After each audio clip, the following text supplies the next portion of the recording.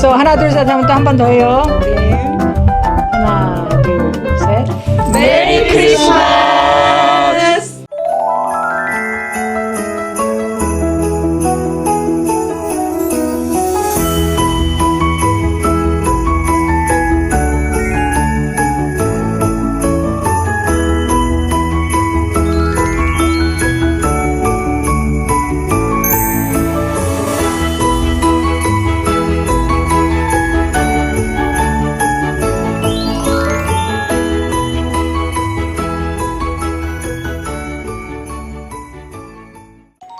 안녕하세요. 베스트 회계법인 대표 조이스 고입니다. 잘 지내셨나요? 네. 오늘은 지난주에 이어서 소셜 시큐리티 얘기를 좀 더 해보려고 해요. 근데 오늘은 어떤 얘기를 하려고 하냐면 저희가 이제 이민 세대잖아요. 그래서 한국에서도 일을 하고 또 미국에서도 일하시는 분이 많아요. 그죠? 그러면 이제 여기서 일하시는 분이 그러면 저는 하나도 베네핏을 못 받나요? 이제 그런 퀘스천이 있는 거죠. 받는다면 어떻게 받나요? 얼마를 도대체 받을 수 있나요? 이런 퀘스천들이 있는 거예요. 근데 이게 이제 그 US 그 법상으로는 그러죠. 그 좀 더 많은 임플리케이션이 있는 얘기예요. 그게 뭐냐면 2025년도 1월 달에 바이든 대통령이 이제 나가고 트럼프 대통령이 들어왔잖아요. 바이든 대통령이 나가면서 나가기 바로 전에 사인한 게 있어요. 그게 뭐냐면 원래 있던 법 두 개가 있어요. 그게 WEP, Windfall Elimination Provision 이라는 거하고 GPO라는 게 있어. 그게 Government Pension Offset이라는 거예요. 그거를 이제 무효화해. 그걸 사인하고 간 거예요. 무효화할 뿐만이 아니라 그 effective date를 1월 1일 2024년도로 backdate를 해. 그렇게 하고 나갔어요. 그게 뭐냐면 이 두 프로비전이 왜 있었냐면 그 non-covered employment이라는 말이 있어요. 그게 뭐냐면 정부에 속한 어떤 직원들, 그지? 직원들과 county나 city, school에 속한 사람들, 그리고 이제 우리 이제 한국 사람들처럼 이민 오기 전에 한국에서 일한 사람들, 다른 나라의 펜션에 돈을 낸 사람들, 그런 사람들한테 다 적용되는 법이었는데 그게 뭐냐면 기본적으로 너는 거기서 다 커버되잖아. 그죠? 다 커버되니까 소셜 시큐리티는 하나도 텍스를 안 내는 거예요.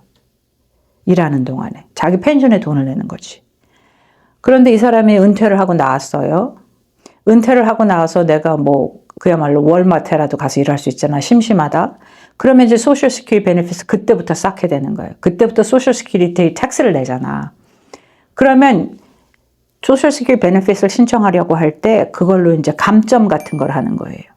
그러니까 제가 지지난주에 말씀드린 거 있잖아. 계산하는 방법이 있다고 그랬잖아요.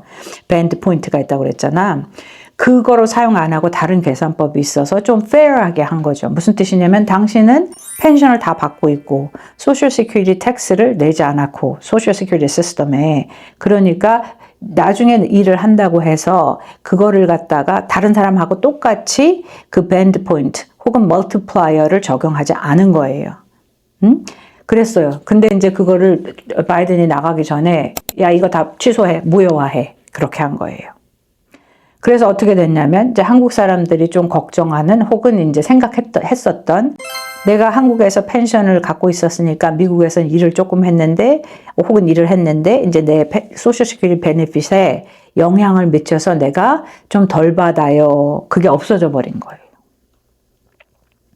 그러면 한국은 이 법이 통과되기 전에도 그 agreement이 있었어요. 미국하고 그 totalization agreement이라고 하는데 그래서 그 한국에서 번 거하고 이렇게 계산을 하기는 했어요. 그러면 법이 통과되면서 확실히 달라진 거는 뭐냐면 그 전에 좀 ambiguity한 거 있어요. 그러니까 뭐가 확실하지 않은 것들 이건가 저건가 했던 거가 이제 확실히 정리가 된 거예요. 그래서 그것 때문에 돈을 적게 받지는 않는다. 그거거든요.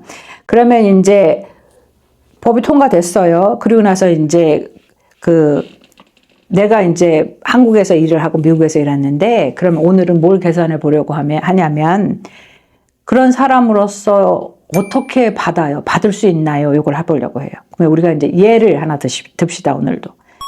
미스터 킴이 있어요. 이분은 한국에서 30년을 일했고 미국에서 5년을 일했다고 생각해요. 그러면 우리가 그 소셜 시큐리티 베네핏을 계산하는 거는 35년이라고 했잖아요. 그죠?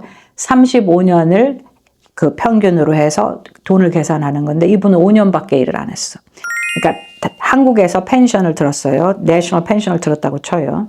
그러면 미국에서 이거를 소셜 시큐리티 베네핏을 신청하려고 하면 미니멈 requirement은 6 quarterly unit이에요. quarters of coverage라고도 하죠.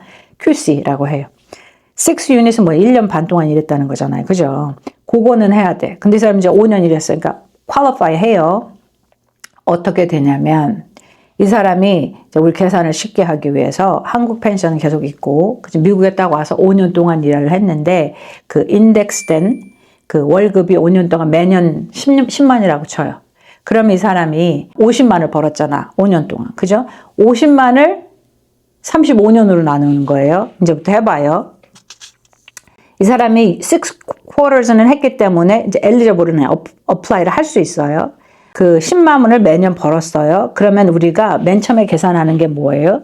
50만 불을 35년으로 나누고 그걸 다시 그러니까 1년에 12개월이니까 나누면 1190불이 나와요. 이게 Average Indexed Monthly Earning이에요. AIM이라고 우리 지지난주에도 한 것처럼 1190불인데 이 1190불이 주는 돈이 다 아니라고 했죠. 1190불에 뭐가 멀티플라이 돼요? 여기에 멀티플라이어가 사용되는 거지. 90%, 뭐 32%, 15%. 근데 이제 맨 처음에 1226불 밑에는 다 멀티플라이어 90이 사용된다고 저번에 얘기했잖아요. 그죠? 그러면 이 사람이 average AIME는 1190불이야. 거기에 멀티플라이어 0.9를 90%를 사용하면 이 사람의 PIA, Primary Insurance Amount, Monthly Benefit이 얼마가 나오냐면 1071불이 나와요. 그러면 이 사람이 1071불이면 그러면 괜찮네요 하잖아.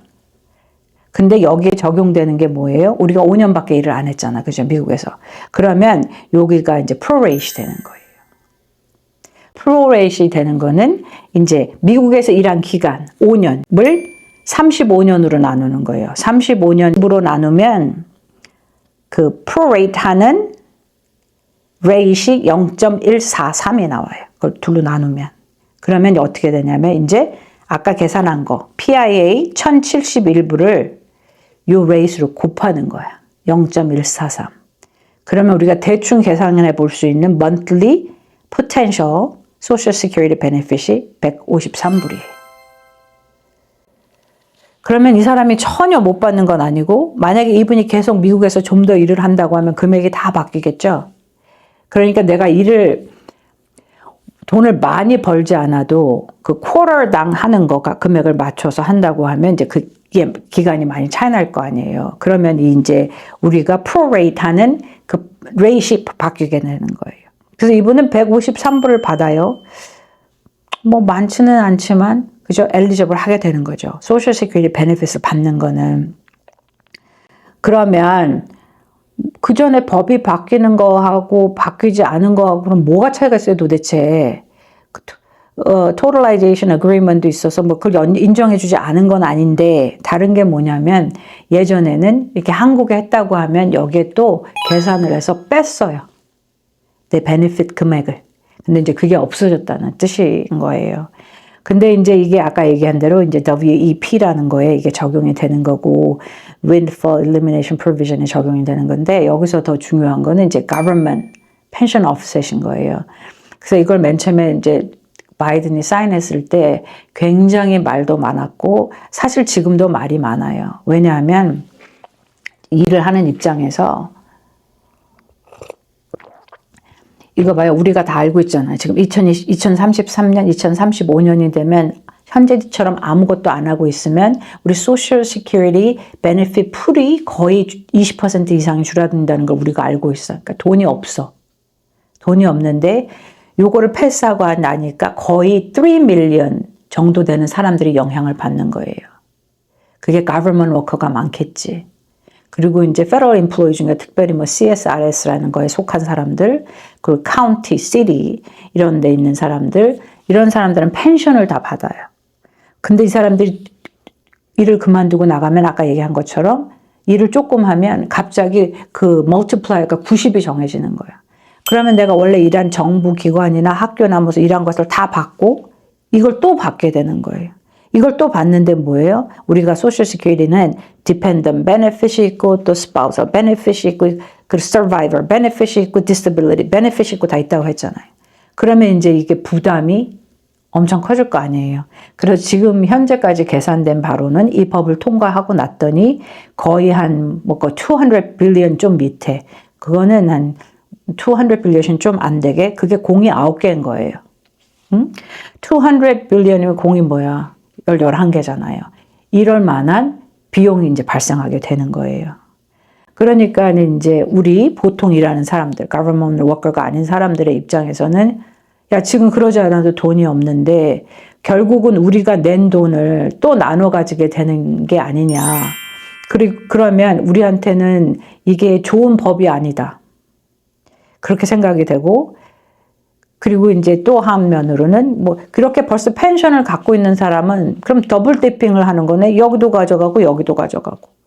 여기서는 맥시멈 펜션을 받는데 또 여기서도 90%의 멀티플라이어를 사용해서 더 받게 되고 또 다른 베네핏도 받게 되고 그래서 사실은 이게 그동안 패스가 안 됐던 거거든요.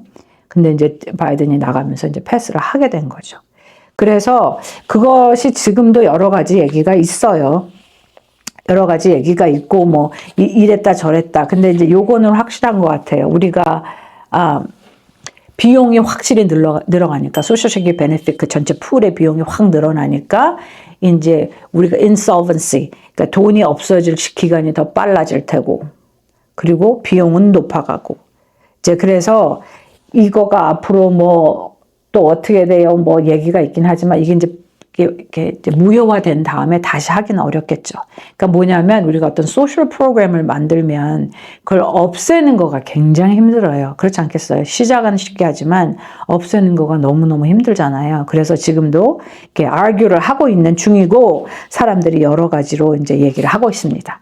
근데 이제 우리 그 이민자들이 사는데 한국에서 일을 하고 미국에서도 일을 해요 하면 그거가 이제 없어지는 게 아니고 계산되어지지 않는 것도 아니고 그래서 이제 그런 방법으로 계산을 해보실 수 있어요.